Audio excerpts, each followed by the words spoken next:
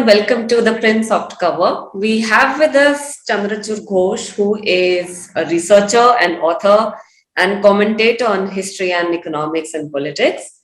So today on 77th anniversary of Subhas Chandra Bose, we have Mr. Ghose speaking on the legacy of Subhas Chandra Bose and his book titled Bose, the Untold Story of an Inconvenient Nationalist.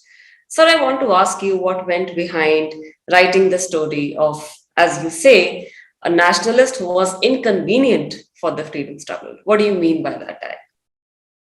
Okay, there are a few parts to your question. First is what led me to write this biography. First is there have been many biographies written on Netaji, and there are hundreds of them actually. But most of the books follow a typical narrative style, focusing on certain aspects of his life and work. Then, when I started working on the disappearance mystery of Netaji from around 2004-5 with my friends, and we formed a pressure group called Mission Netaji, Right, I realized that his life itself was no less a mystery than his disappearance. And there was a huge amount of information that have not been brought forward to the people. And most of the biographies just deal on with certain aspects. Like, it's more like a CV that right, Subhash Bose was born in Cuttack and he then came to Calcutta, was rusticated from the Presidency College, then he went to right, England, stood forth in the IECS, resigned, came back, joined politics, and so on and so forth, till he formed the Azadian government and then mysteriously disappeared. So these are filled up with his conflict with the Gandhian politics and all. right. But there was much more to him that the stories have not been told, like his relationship with the revolutionary network, the support system, how he built the support system, what exactly was he looking for, what methodology was he trying to adopt. I mean, Right. the image of Subhash Bose that has been built, there are two components to that image. When we talk about Subhash Bose within our country, it's more like a warrior politician who Right, believed in violent means and was right, ready to wage a war. And when you talk about the Western countries, the Western world largely look at him as an Axis collaborator, a fascist right, sympathizer, and that still continues. So both these images are fallacious. So I felt the urge to correct these with the help of information that have not been utilized by historians. I'm not a professional historian, but I went through enough archival research and studies through the contemporary sources and also sources in private collections right. to, and I felt that urge to bring it forward to the people. They should have a complete picture, at least on his 125th birth anniversary. They should have a more complete picture of the man, who he was and what he stood for. That's Right. one. And secondly, why I called inconvenient nationalist is that uh, Netaji Subhash Chandra Bose was a person who was not bound by any particular ideology or ism. Of course, he had a larger political framework in mind, and he Mhm. had his ideas, which were largely economically left-leaning socialists. But at the same time, he was also very, very rooted and grounded in our traditions, customs, Right. India's heritage, and he was a very pragmatic mix of both. Mhm. Uh, and that meant that he, as just as he did not subscribe to the Gandhian views and Gandhian politics, he Right. also did not subscribe completely to the communists, to the socialists, or Right. any other point of political view. Mhm. And throughout his political career, he tried to build up a mass movement, an aggressive mass movement of the students and the youth Yeah. without being bound or dictated by any foreign source, like the Russians in the Soviet Union, Right. uh, virtually laying out the policy of the Communist Party at that time, or the Congress Party strictly following the Gandhian guidelines, would not Right. go beyond that. So he wanted to chart his own course. And in that manner, just as he formed alliances, he also fell out with all these specific political groupings. So Right. he was opposed at various points of time, both by the Gandhian Congress, the Right. Hindu Mahasabha, the Muslim League, the Communists, and the Socialists. So Right. he became very inconvenient for everyone. Nobody could ignore him because of his huge mass appeal and popularity. But at the same time, they could not assimilate him within Right. their fold. None of them. So, and this pattern continued. It actually accentuated when he went abroad and formed the governments in exile, both in Europe and in Southeast Asia, and continued after independence. None Right. of them could appropriate him.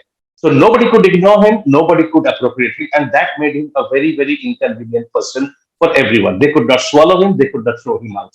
So he Yeah. was kept on the sidelines, on the margins all the time for the last 7 decades. And it's only now that we are seeing some activity on part of the political establishment to kind of bring him in the mainstream and give him the stature that he deserves. So that's the reason why I named the book The Inconvenient Right. Nationalist. What do you think is the push that Subhash Chandra Bose is getting now that we need to talk about him again? What's the particular thing that's pushing him to the forefront again, like revisiting his history, his legacy, as you say? See, this year, 2022, is a very important year. It's both the 75th anniversary of our Right. independence and Independent. also his 125th birth anniversary. Right. Now, whenever we talk about independence, the mainstream narrative that has been constructed over the last 75 years is that we achieved our independence through the non-violent movement led by Right. Gandhi. So, Devi Hame Azadi Bina Khadak Bina Dhal is the theme song of this current of narrative. And that's actually a misleading narrative, a very carefully built narrative. The fact remains that the Britishers hastened to exit. They quickened their exit because of the impact of the INA trials. Obviously, this does not take away the credit from anybody. The freedom movement has built up through several stages, and there are thousands who have contributed in their own ways, in several ways, and they have played very important roles. But if Right. we look at solely that point, which made the Britishers leave India so quickly in a haste, Like in you said, just in a took the jewel of the crown. right, and so that's where Subhash Bose and the INA come in because the mass movement the autonomous mass movement without being led by anybody, the mass upheaval that happened in protest against the INA trials that led on to the mutinies in the Royal Indian Air Force, followed by the mutiny in Royal Indian Navy.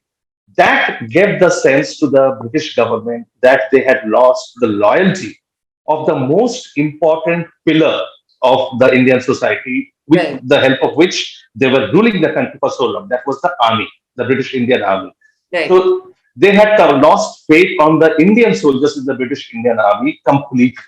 And I mean, there's a very curious incident where early in 1946, a group of MPs in the British Parliament go and meet Prime Minister Clement Attlee and tell him that right now, the way things are going, we have only two options.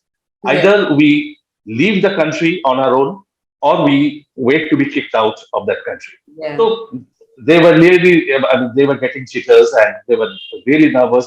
And that's when it was decided that, actually decided on the date of leaving India by 30th June 1948. The date Right. was obviously advanced by Mountbatten later on.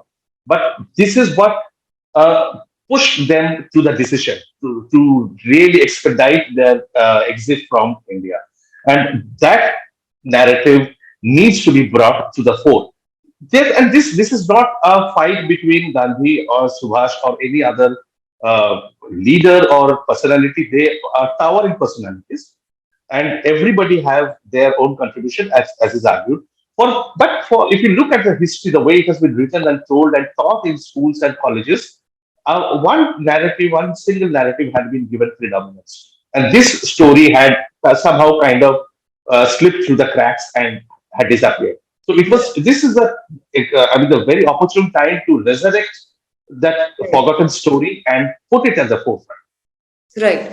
So this conflict with the Gandhian conflict I'm talking about, do you think it also put him away from the national scene, like during the early years of freedom movement? Because in the early years he was trying to gain prominence on the national front when he wasn't just was looking for to be seen as a provincial leader or someone from as a leader from Bengal.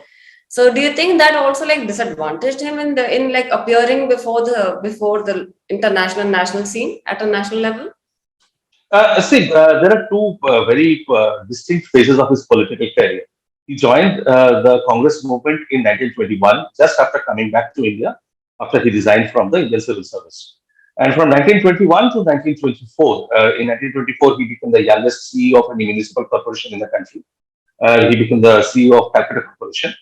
And then within 6 months, he was sent to the Burmese prisons for 3 years, nearly 3 years. And that is the phase actually where his politics was, he was learning the ropes from his Right. political mentor, Chittaranjan Das. And that is a phase where he was more or less restricted to Bengal. But Right. once he came back in 1927, towards the end of 1927, he immediately was he burst forth on the national scenario. That's when from 1928 onwards he was on the national scenario. He was being called from different provinces. The youth and the students were looking up to him along with Jawaharlal Nehru for leadership, and both Subhas and Jawaharlal were giving that radical lead. The difference was that Subhas stuck to his own path, his own way of working. Whereas, although Jawaharlal differed from Gandhiji on all major points, he finally, when it came to take a decision or to take an action, he always went back to the Gandhian decision. He bowed before the Gandhian decision and never left Gandhiji in any situation. And this is something which Panditji himself acknowledged very late in his life in one of the much publicized interviews, where he said that although I agreed with Subhash on most of the points, I could never had immense respect for Gandhi's role in resurrecting, in reorganizing the political movement, making Right. it a mass movement from the politics of an elite organization, and giving the Congress a proper shape and making it an all-Indian organization, Right. practically writing down the constitution of the party and giving a lead when India was kind of in a hopeless crossroads. It was Right. groping for some lead, and that is when Gandhiji emerged and gave the lead to the entire country. And he resurrected, he brought up the entire mass in a sense of awakening, political consciousness, which is unparalleled. So Subhas had immense respect for that. But having that respect, he completely differed from Gandhiji's way of politics, Right. his outlook, his worldview, his Right. political philosophy, Called him and an in old every piece of, aspect, it was very different. right. He called him an old piece of furniture with like a quarter of century between them. He called him an old piece of furniture while he was in exile, and there he issued a joint statement with Yeah. Vital Patel, who Yeah. himself was the fag end of his life. And within a few months, actually, Vital Patel died. But at the same time that he was calling him an old piece of furniture, in the sense that Gandhi's time was over in national Right. politics, the Gandhian Yeah. politics was His over. effectiveness as a He leader did also. that did not stop him from giving credit to Gandhi in subsequent speeches, writings, everywhere till the very end of his political career. And in 1944, he called him, gave him the epithet, the father of our nation. And this, you have to keep in mind, came from his harshest critic and not from Gandhi's well-known followers, not from the Gandhian camp. It came from his harshest critic. So that he had that kind of respect, and so Right. it goes to his credit actually that at the same time as differing vehemently from Gandhi, he knew how to respect him, show him the respect, and give him the credit while it was due. Right. Uh, but unfortunately, Gandhian politics, which was Gandhiji plus his close followers, which formed the Gandhian High Command, pushed out Subhas Bose because he was too hot for them to handle. Yeah. Too hot. His politics was too radical for them. Yeah.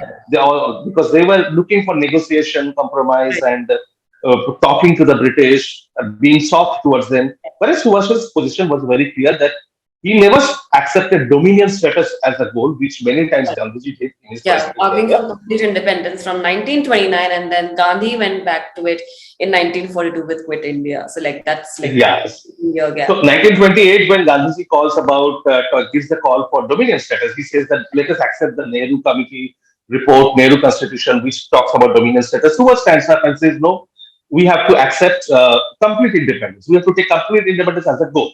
So he loses very closely in a voting against Gandhiji. In the Right. next year, 1929, when the complete independence Purna Swaraj resolution is adopted, there Subhas stands up and says that it's not enough to just pass the resolution. We have to act in a manner that is in congruence with this resolution. So let's form a parallel government. We have to Right. work towards parallel government. Gandhi shoots, he is extremely annoyed and I mean livid with Subhas, and Subhas is dropped as a result from the working committee.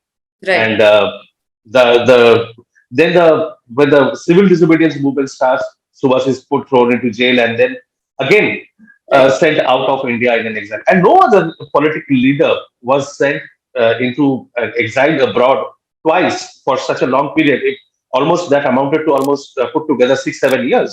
There was no Right. other political. The British government never felt that kind of threat from another political leader. So that's something also we need to keep in mind. And then Subhas comes back, tries to work with the Gandhian wing when he becomes the president. And the funny thing is, even when Gandhiji is nominating Subhas as the president, he writes to Vallabhbhai Patel that Subhas is not somebody I can trust. I mean, he's not totally dependable. So he knows that although Jawaharlal differs, but he finally comes back to him. But if Subhas differs, he stands with that difference and works out his own way. So by before the year was out, Gandhiji decided that another chance of presidentship would not be given to Subhas. Right. Subhas took the stand that give me another year because the program that I have sketched out, I will need one more year to fully implement it. As the president, I have framed a policy, I framed a program, and I need one more year to do that. But they would not agree, so there was a direct contest. And although it was Pattavi Sitaramaya who contested on behalf of the old guard, it was practically a contest between Gandhiji and Subhas. And it was for the first time that Gandhiji was defeated in a direct contest. Right. And things went downhill between them. And although the communists and the socialists came along with Subhas for a certain period of time, he was also, I mean, for them also, he was too radical. And the leftists, the communists, also were Right. very wary that Subhas was taking up their constituency, which were the students, the workers, and the youth. He was taking up their constituency, and they were not happy about it. Right. So that's where the dichotomy, divergence, complete divergence happened by 1940, and Right. that made him go out of the country. So one last thing that we are curious about is that if Subhash was this self-proclaimed leftist, why did he ally with the Hindu Mahasabha in March 1940? What was his like? How did that portray him as a leftist leader? And as there's criticism that he's the Lenin of Indian Revolution. How does that portray him? That alliance Well, between he allied both with Hindu Mahasabha and the Muslim League, right, not only with Hindu Mahasabha. So right, the his political outlook that he had at that time, he felt that given 1939-40, this is when the communal situation was deteriorating in Bengal and had reached a stage where it was getting scary to scarier. And both Subhas and his elder brother Sarath had tried before that time, since 1937, 1938, that right, when Fazlul Haq of Krishak Praja Party won the maximum number of seats, uh, to stop him from going over to the Muslim League, he argued for forming an alliance and right, making Congress a part of the government. But the Gandhian High Command shut that thing down. Later also, as president, when he was president, he had more power. He forced his opinion and allowed the Congress to form the ministry in Assam. Otherwise, Assam would have also gone the same way. hmm, Now, here he had two options. He could see that in Bengal, the communal divergence was right, rapidly happening. right, So he had to bring the Muslims as well as the Hindus. He wanted to bring them on a common platform, decrease the radicalization that was happening, right, and try to bring the more moderate and progressive forces on the same platform. So his stated position was that there are progressive elements in both Hindu Mahasabha and as well as in Muslim League. And right, it should be the policy to bring them in the mainstream closer to the Congress, closer to the forward bloc that we had formed at the time, so that we can work towards a national mass upheaval, national mass movement, rather than going the sectarian and communal political ways. So it was his way of approaching or negotiating with the communal politics that was happening at that time. So, I mean, there's a very interesting letter which was secret at that time. Now it has been declassified. A letter, a report from the governor of West Bengal, who was Right. sending this report to the viceroy, and he wrote in that the Muslim League seems to be elated that they have got Subhas in their camp, and they believe that once they get full hold of him, he will do their bidding and they will be able to defeat the Congress and the Hindu Mahasabha. But they Right. have no idea that Subhas is such a character that they can never get him under their thumbs. And he will finally break out and form his own way. He is politically is slippery. That's the word he used. Mm-hmm. And then he will finally turn against him because he did not submit to their communal scribe to the and wanted to get him on his side. Savarkar was unable to see the need for a national movement at that juncture when the Second World War was going on, and Britain was at a definite disadvantage. It was getting beaten in all the war theaters. And Savarkar instead was focusing only on getting the Hindus recruited in the British Indian Army. So he had a very narrow focus. That was his complaint against Savarkar. Against Jinnah, he said that Jinnah is the same way is getting influenced by the British and he's thinking in a very sectarian way. And the uh, plan for dividing the country along religious communal lines was completely unacceptable to him. And he kept on appealing to both of them that just leave that path and come to the mainstream. Right. That was great, sir, and that's a lot of insight to take from you. And I think that this was a great conversation with you. Thank you so much for joining us for the Thank you print. for having me over. It's a pleasure. Thank you. Thank you.